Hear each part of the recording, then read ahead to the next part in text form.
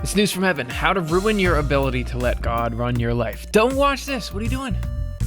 You don't want it? All right. You're the one who's continuing in here. You don't want to do what we're teaching you how to do here. But I can't stop you. If you're going to do it, I wish you the best. And in this episode, we're also going to get this killer explanation of the unity of the Ten Commandments. What? Does that not sound cool? Do I look like I care what's cool? This is a power-packed episode that I am just excited to get into because, for a lot of reasons, but the main one is God running our life might sound invasive and might sound boring and churchy, but it's actually the best freaking thing that exists. And the reason that I think that is, we've got this issue, which is, hey, you're running your life right now. I'm running my life pretty much, or that's how it seems and feels. How's it going? Bad. You know why? Every day I have stuff that I don't want to have. I have thoughts and feelings that are trying to attack me and worry me. I have annoyances at my neighbor. I have doubts. I have obstacles. I have confusion. All this stuff, right? And it interferes with my ability to have a good output out into the world, which is going to make the world better for everybody. But if the world is not functioning well, it feeds back in and causes problems and, everything like that. God is order. God is order. You ever look at those life hack, how to organize your time management, the things to do in the morning, habits of highly effective? God is order. God can not only get you on the right schedule, but can get in there and knows, why is this thing troubling you? And what is it composed of? Why does it attach you? Where is it to you? Where is it coming from? And how can we get in there and remove it and replace it with something that comforts you and uplifts you and cleanses you and makes you available to your people that you love and everybody? It's, of course, I don't need to sit here and tell you it's good for divine love and wisdom, for supreme intelligence and care for you individually to get in there versus us just kind of feeling around in the dark. So I guess we want to know how to ruin that so that we don't ruin it, because we might be ruining it right now. Probably are. Knowing us. No offense. This is Secrets of Heaven 8867, the unpublished NCE. You are getting this translation before it's available in bookstores or free download stores in our case. And that's because you're a fan of News from Heaven. And you get these perks, man, these massive perks. We're talking about 10 Commandments. I told you. You shall not have other gods before my face. So this is the beginning of the 10 Commandments. Means that one is not to think about truth that comes from anywhere but the Lord. Okay, I know that's a comma, but let's periodize it for a second. What are you talking about? You shall not have other gods before my face. That's how it starts. And doesn't that seem like a little jealous and a little maniacal? That God's a little bit insecure. What's God? Why would God say that? Don't have other gods. What are other gods? What are we talking about? Means that one is not to think about truth that comes from anywhere but the Lord. Think about truth that comes from anywhere but the Lord. So you can have not just, I get you're not supposed to think about falsity, but not think about truth that comes from anywhere but the Lord. As the following shows, gods symbolize truth. Oh, and in a negative sense, falsity, as discussed. So don't have other gods before my face. Don't have other truths before my face. And in a face, when ascribed to God, symbolizes love, mercy, peace, and goodness, as discussed in these numbers. Why is God's face symbolize that? So it symbolizes the Lord or God himself, since he is the source of those qualities. By the way, you might think, I wouldn't want God to run my life. Remember when you're protesting at the beginning? You may not be a fan of God. You may think that you have some issues with the concept of God. How do you like love? I'm talking about real love. Maybe you felt it for people in your life. Maybe you felt it for a cause. Maybe people have expressed it to you. Love is a pretty charismatic thing. How about mercy? Understanding what it is to reach out to somebody who's in need. That is what mercy is, and to be on the receiving end of that. How about peace? Do you like peace, or are you like, I don't really need this peace thing? Goodness, how would you like those things running your life? Oh, right now I'm having resentment and anger and revenge and worry and confusion run my life. Doesn't sound too bad to have those things instead. If you like any of those things, don't you want to look at the label and say, where are these things manufactured in? The Lord is the source of those qualities. You can't get those anywhere but from the Lord. The Lord is the source of those qualities. Of course, you'd want the source of those qualities to have a seat at the table. Another reason the words, "there shall not be other gods before my face," means that no one is to think about truth that comes from anywhere but the Lord. Still, we got to unpack, what is it? Truth that comes from anywhere but the Lord. What does that mean? Isn't there just one thing that's true? What are you talking about? The Lord's divine humanity, symbolized by "I am Jehovah your God," is mentioned first. So it occupies first place in the pattern and must reign supreme in every truth that follows. The 10 Commandments are written like a little bit like computer code, as I understand it. And you're about to see the limits of my understanding of computer code. But let me tell you a story. Way back, before that asteroid came that killed all the dinosaurs, back hundreds of millions of years ago, there was a programming language called Quick Basic. And when I was maybe 10 or 11, I don't know, in the 90s, I had a little Windows Gateway 2000 computer that had, I think, like a megabyte of, well, I don't even know what it is, hard drive. The whole thing was a megabyte. And I taught myself to program just a little bit of Quick Basic.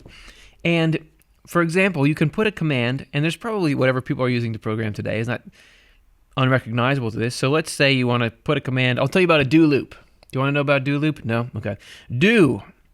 And then you say, 1 + 1, move thing here, delete something. You put some commands in here, and then you hit loop. You write loop down here. And so everything that's under do happens. And when the computer sees now it's time for loop, I go back up to do and repeat everything that's within this. And you usually have some kind of thing that gets you out of, like, go to down here if you meet a certain condition, so it doesn't keep doing that forever. Here he's saying the reason, because it has "I am the Lord your God." Okay, we'll just, oof. "I am the Lord your God's" at the top. So all these things that follow have this in the first place. This is like, is it CSS? Isn't that how the internet is programmed? Somebody help me. Somebody back me up on this. Because it's mentioned first, it's in all the qualities that follow. As a result, the commandments now given delineate actions that are to be avoided because they destroy and remove the ability for the Lord to reign supreme throughout the truths contained in the commandments and statutes decreed and ordered from Mount Sinai. What? These commandments aren't just unrelated pieces of life advice. I'm the Lord your God. I've got to get things going. I'm the one who's going to be able to figure out these problems. And the stuff I'm about to tell you is related to that, because all this stuff that I'm about to list is if you do this, I can't help you. If you do this stuff, I can't help you. And specifically, I can't reign supreme throughout these truths. So this has got to be something to do with thinking of truth that comes from anywhere but the Lord. Wow. Okay, let's get into, if you want a handy dandy, how to ruin the ability for God to reign in your life. The first way to ruin that ability would be to think about truth that came from some other source than the Lord, as symbolized by the statement that there should not be other gods before the Lord's face. Okay, I'm still a little bit unclear. What are you talking about? What do you mean truth that came from some other source than the Lord? The other actions that would undermine the Lord's supreme reign are contained in the declarations that follow in order: that the people were not to make themselves a carved image, that they were to make no likeness of anything in the heavens, on the earth, or in the water. They were not to bow down to them or serve them. After this, the text therefore repeats, "because I am Jehovah your God," meaning that the Lord must be present in all of it without exception. It's computer code. It's got this tag up on the top. I am the Lord your God. And then all this stuff. And then what does it repeat here? Excuse me. Pardon me. It says, because I'm Jehovah your God. I am the Lord your God. Because I am Jehovah your God. This is the loop. This is some kind of closing statement for this. Why does it need to? Why are you being redundant? God, otherwise, I'm the Lord your God. Because I'm the Lord your God. These affect these commands in the middle. How is that not hilariously interesting? Meaning the Lord must be present in all of it without exception. So in all these things that we're doing, God has to be present in all of it. Let's see if we can't just get a little insight into what that means. I must also say a little bit about truth from other sources than the Lord. In general, it is truth that does not have the Lord in it. Okay. There we go. So truth can be true. So you can say there's only one thing that's true. This is some fact about life. I'm not even going to give an example because I'm not sure what kind of category of example we're talking about here. But something that's true, though, it can exist as a shell or it can have the Lord inside of it. And when it has the Lord inside of it, it allows God to reign in our life. And when it doesn't, it destroys God's ability to reign in our life. Okay? Let's read more. Of course, we're going to read more. Okay. The Lord is absent from truth we possess when we deny him and his divinity. Okay? So that's one condition. So when we don't acknowledge that the Lord exists and that the Lord is divine, that removes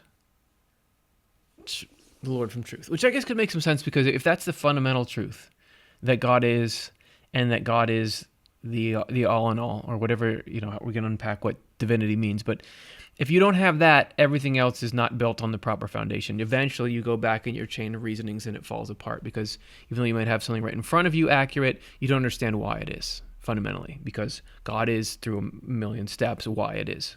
Okay? That's all right. I think we're going to get to one that I love even more here. He is also absent when we acknowledge him, but believe that goodness and truth come from us rather than from him, and when we therefore claim righteousness for ourselves. Well, that wasn't the one I was thinking of, but I like that one. Okay, so you can have, and that earlier when we were saying all this stuff, love, mercy, peace, and goodness, that's all so great. And you can have that in your life here. You can have some love, you can have some mercy, you can have some peace, you can have some kindness.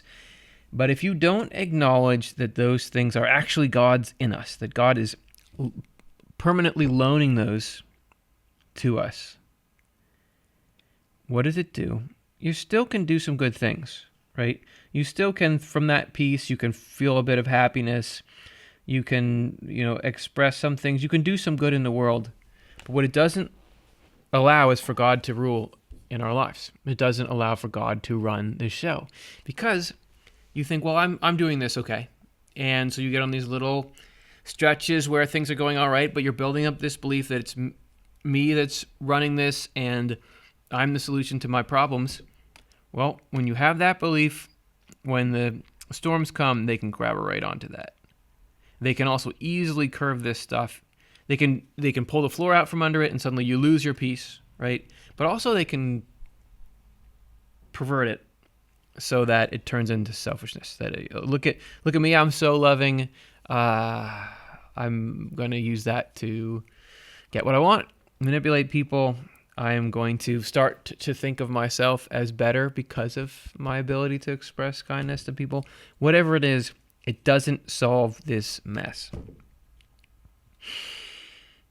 If we have this stuff but don't understand, if we're not following, we have this stuff in here but it's not following I am the Lord your God, the program doesn't work. You can do it. You're not going to get punished for it, but the program doesn't work. All right. Truth from the Lord, which is absent, truth from which the Lord is absent, also includes truth we take from the Word, especially from its literal meaning, and interpret as justifying us in controlling others and amassing wealth. I think this is the one I like. So Swedenborg is talking about the word. So this is even stuff from the Bible. This could even well be the very 10 commandments we're talking about. And to say, if you even to say like, love the Lord your God, we've got this commandment, have no other gods. When we even do the one we're talking about, no other gods before the Lord's face. You can have that. Let's say this is that commandment. You can have that and use that to control others and amass wealth. In fact, you could probably name a couple of churches that have done that very thing. To say, look, what you have to do is love God and follow God. And by the way, I'm the mouth of God. And as such, I can say things like you need to give money to this, and then God will do you favors. And I can bend that and twist that, or I can use it as a platform from which to enact what I believe, how I believe people should act and be and think just like me. And I'm going to use that to control people and gain power and influence. And doesn't matter how true it is. The Lord's not in it. Love, peace, kindness, mercy, those things are not in it. And so it's the truth that's not from the Lord. Are you not entertained? So, to me, of course, this is like everything clicks because it comes from the word. Such truth in itself is true, but because we twist it by misinterpretation, it's not true. And you know why that's so much of a bummer? Because what it makes is people throw out the truth. They get rid of the truth because when they see you using it to manipulate and just justify your evil desires, which are controlling others and amassing wealth, these are the heart of these evil desires if those things are done for reasons of selfishness. And they see you holding this truth from God in your hand and using it to justify that. You know what they do? They say, well, I'm leaving religion and I don't care about that truth anyway. That's not true. It's false. And you rob them of the chance to have that truth be real for them and for the Lord to fill that in their life. You deprive the Lord of the ability to run their life because you've given them a truth allergy.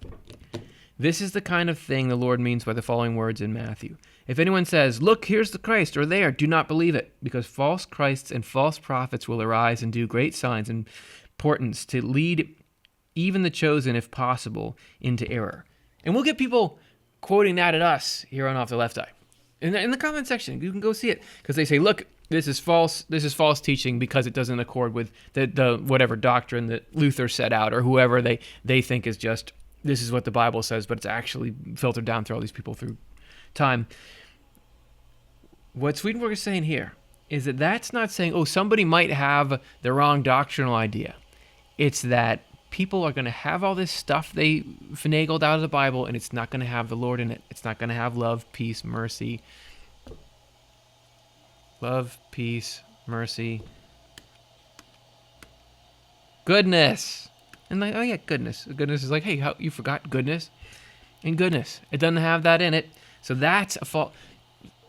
If you get something wrong about the facts of how metaphysics works and how God works, that doesn't make you a false prophet. A false prophet is using the truth to justify things that are not the Lord. And in Luke, see to it that you do not led astray, because many will come in my name, saying, I am he. The time is at hand, so do not walk after them. Come in my name. The name of the Lord is those qualities. That's so good. Truth that is from the Lord is true in its inner form, reaching all the way back to the Lord. That's that sequence I was talking about. You can have your fact, sure, but you don't actually have a chain back to reality. Your theory is incomplete.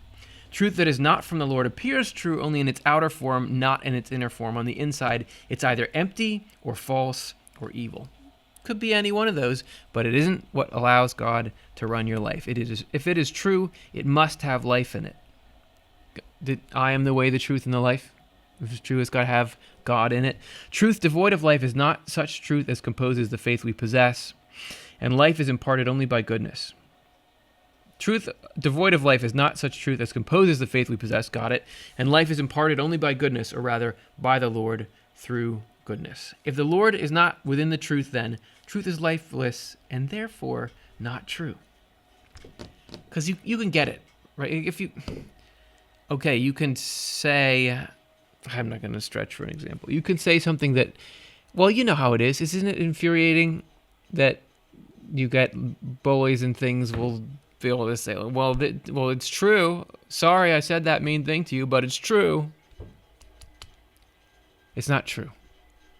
Because you're using it to profane the Lord. I mean, you're using it to do the exact opposite of Jesus. You're using the, well, it's just the truth. Hey, you look funny. That's just true. Sorry, it's true. You are using that truth to go directly against God, who is the life in any truth. So it's not true. It's not true. It looks true because you've got the outermost part. Maybe I do look funny. Leave a comment. But your assumptions with that are untrue, right? Everything that goes with that it's okay because somebody looks funny, it's okay to make fun of them. Because and really, what is funny except in the eye of the beholder? And there are so many, you get it. There are so many subsidiary things that is not actually true. It doesn't have life in it. It's been a falsified truth. If, on the other hand, it contains falsity or if it contains evil, the truth is actually false or evil in us.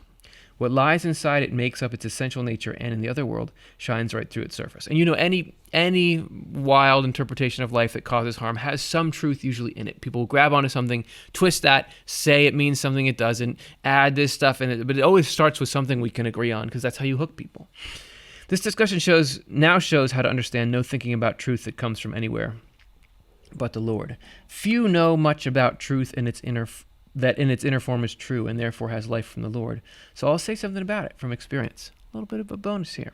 Whenever anyone in the next world talks, oh yeah, how does this express itself in the spiritual world? Because here we have to theorize about this stuff and we can't really see it. But there, the stuff that goes on in the heart and mind, truth and goodness, are substance and form. So this is like physics there. Whenever anyone in the next world talks, the others perceive clearly what lies buried in the words. Wouldn't that be nice? Say whether closed or open-mindedness is there. Others can also tell what kind of feeling underlies the words, more than we can just now by tone of voice. Or if the feeling is a desire for what is good, there is an inner softness. And if it's a desire for what is evil, there is an inner hardness. And so on. When angels in heaven speak, every word they say lies open all the way to the Lord. This is why it's like so moving when people have experiences with angels. And angels just says, go Google people's angel experiences. Angels will just often say like one or two things, one or two words. But each of those words is open all the way to the Lord. How would you like that if what came out of your mouth was this channel all the way back to God? How many people's days could you make with that? This fact is not only perceived clearly, but also heard in the underlying softness and its quality. Here, too, is an indication of what lies hidden within truth, an answer to the question of whether the Lord is there or not.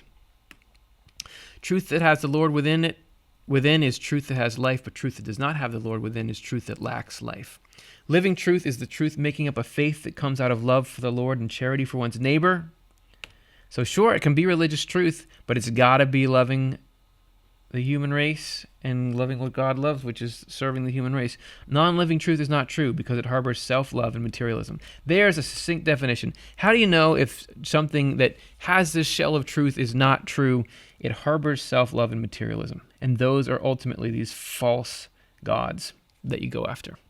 From this, it is possible to tell individual spirits and angels apart in the next world. The truth they each possess matches their life, or in other words, matches whatever reigns supreme in their life. So, if we don't destroy God's ability to reign, how do we do that? We try to get it so that the truths we have are true. So all that means is when something's in your mind that you feel like you're living by and is true, does it have love in it? Does it have mercy in it? Does it have peace in it? Does it have kindness or goodness? I wrote kindness there, but does it have goodness in it?